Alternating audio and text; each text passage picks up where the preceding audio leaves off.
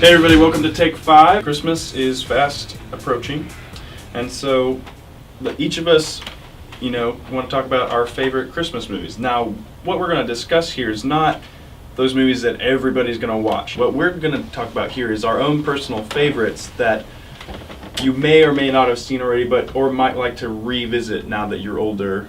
Well, my two picks are very Joel-like in their nature. I'm going to go with a lighter one first, which would be Christmas Vacation. Classic. Chevy Chase, Beverly D'Angelo. Can't go wrong with Christmas Vacation. I mean, it's great. On a more Joel note, on the darker side, I'm going to have to pick Bad Santa. I'm not just like I'm not really into comic book movies, I'm not big into Christmas or holiday movies either.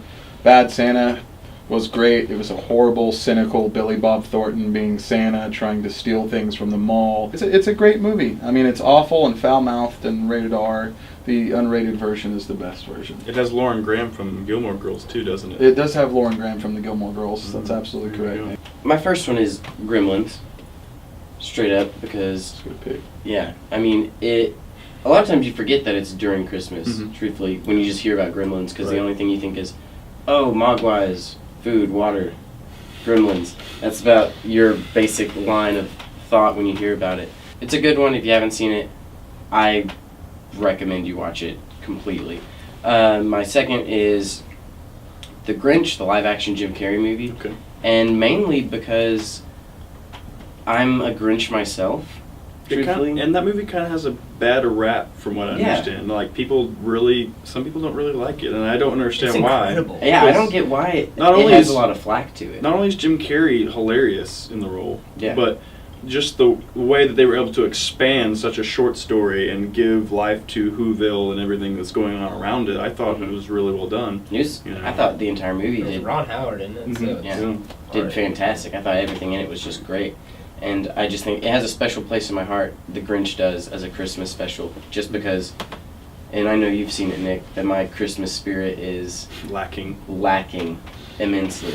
I'm going to go with one that people just watch or they don't really consider, I guess, a Christmas movie, is Home Alone and its sequel, It's very much centered around Christmas, and the whole setting, Christmas trees and gifts and presents, the whole situation is set up on them traveling for Christmas. It's not quite a on the duh list, but it is one that people, I think, don't consider completely to be a Christmas movie. But there's a lot of family themes that go on in there and things of that nature. The other one is The Santa Claus, the Tim Allen original. It's a good Now, one. say what you will about the sequels, I don't care for them Does this at look all. like a little weight to you?